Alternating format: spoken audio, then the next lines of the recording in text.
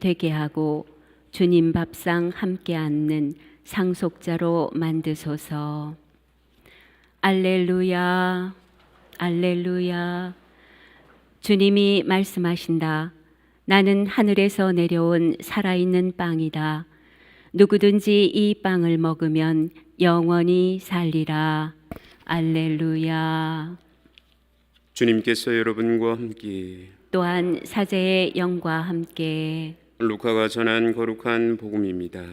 주님 영광 받으소서. 그때 예수님께서는 군중에게 하느님 나라에 관하여 말씀해 주시고 필요한 이들에게는 병을 고쳐 주셨다.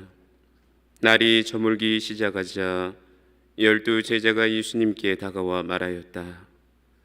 군중을 돌려보내시어 주변 마을이나 촌락으로 가서 잠자리와 음식을 구하게 하십시오. 우리가 있는 이곳은 황량한 곳입니다. 예수님께서 너희가 그들에게 먹을 것을 주어라 하시니 제자들은 저희가 가서 이 모든 백성을 위하여 양식을 사오지 않는 한 저희에게는 빵 5개와 물고기 2마리밖에 없습니다 하고 말하였다. 사실 장정만도 5,000명가량이나 되었다. 예수님께서는 제자들에게 이르셨다. 대충 10명씩 떼를 지어 자리를 잡게 하여라. 제자들이 그렇게 하여 모두 자리를 잡았다.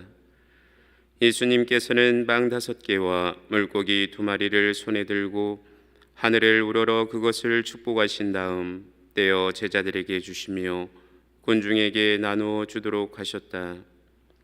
사람들은 모두 배불리 먹었다. 그리고 남은 조각을 모으니 12 광줄이나 되었다. 주님의 말씀입니다. 그리스도님 참여합니다.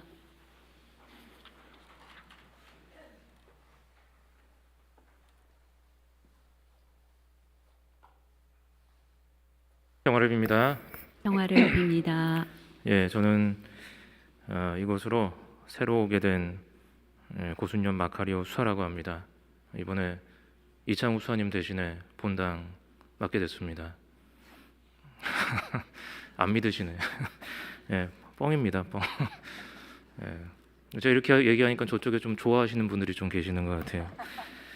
예, 이제 이곳에 도착한 지 15일 날 한국에서 비행기를 탔는데 도착하니까 15일이더라고요. 이제 4일쯤 된 것 같습니다. 이렇게 또 여러분들 낯선 또 땅에서 만나 뵙게 되어서 반갑습니다. 간혹 본당 신부님이 바쁘실 때 여러분들도 만나게 되리라고 생각을 합니다.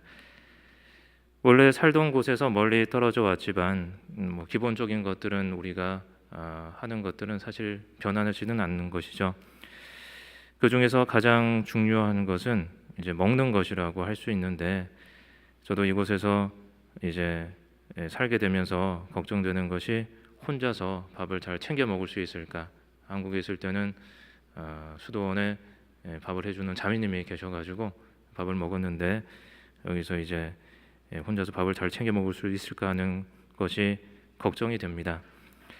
똑같은 식사를 하더라도 무엇을 어떻게 먹느냐에 따라서 우리의 몸 상태가 달라지기도 하고 그리고 우리의 몸에 무엇을 받아들이냐에 따라서 또 우리의 상태가 달라지기도 하는 것이죠. 이번 주일은 성체 성혈 대축일인데 예수님의 몸과 피가 변해서 우리가 매일 먹는 음식이 된다는 것입니다.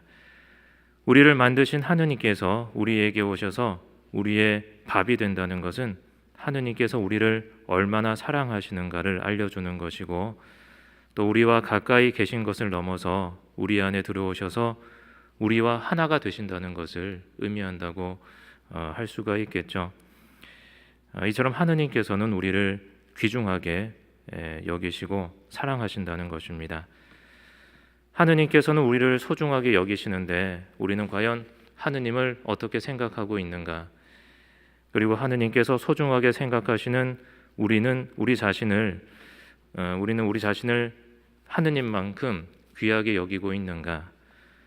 그리고 하느님께서 그토록 사랑하시는 우리 이웃들을 우리는 얼마나 사랑하고 있는가 하는 것을 또 생각해 볼 수가 있겠죠. 요한복음에서 예수님은 다음과 같이 말씀하십니다. 살아계신 아버지께서 나를 보내셨고 내가 아버지로 말미암아 사는 것과 같이 나를 먹는 사람도 나로 말미암아 살 것이다 라고 요한복음서에서 예수님은 말씀을 하셨습니다. 우리는 우리가 먹는 것에 따라서 체질이 변화하게 됩니다. 성체를 자주 영하게 되면 우리의 체질도 점점 변화하게 되는 것이죠. 그 전에 우리가 사는 이유가 세속적인 가치에 기반을 두고 있었다면 성체를 영함으로써 우리의 몸과 마음은 점점 더 그리스도를 향하게 됩니다. 그것은 우리가 사는 가치의 우선순위가 그리스도가 된다는 것이죠. 우리가 처음 세례를 받고 신자가 되었을 때 우리의 신앙은 미숙하죠. 많이 미숙합니다.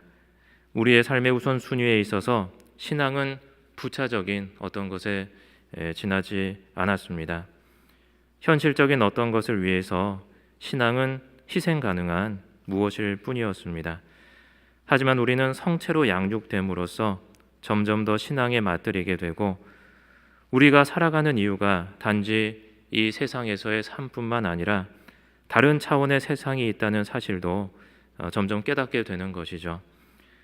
그리스도로 말미암아 산다는 것은 우리가 교회에 성당에 교무금을 많이 내고 또 헌금을 많이 하게 된다는 것이 아니라 물론 그러면 좋겠죠.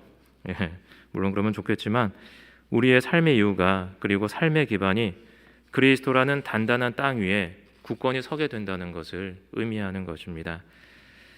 그것은 변화하지 않는 영원한 기반 위에 서 있는 것을 의미하기 때문에 우리는 이 세상의 어떤 풍파도 이겨낼 힘을 가지게 되는 것을 뜻합니다. 지금 얼마나 힘듭니까? 우리가 살아가는 것 자체가. 하지만 우리가 그리스도를 믿는다는 것은 그런 변하지 않는 영원한 기반 위에 우리가 서 있는다는 것을 의미하게 되는 것이죠. 거룩한 독서의 전통에서 우리는 성경을 읽게 됩니다. 그런데 사실 우리가 성경을 읽는 것이 아니라 성경이 우리를 읽도록 하여야 한다고 가르치고 있습니다. 성체를 영하는 것도 마찬가지죠. 내가 성체를 영하는 것이 아니라 성체가 우리를 차지할 수 있도록 하여야 합니다. 성체가 나의 일부분이 되는 것이 아니라 거룩한 성체를 받아 모심으로써 내가 그리스도 몸의 일부가 되어야 한다는 것을 뜻합니다. 그렇게 우리는 예수 그리스도의 신성에 참여하게 되는 것이죠. 오늘 성체성혈 대축일을 맞이해서 하느님께서 주시는 은총을 우리 신자 여러분들 더욱더 풍부히 받으시기를 기도드리겠습니다.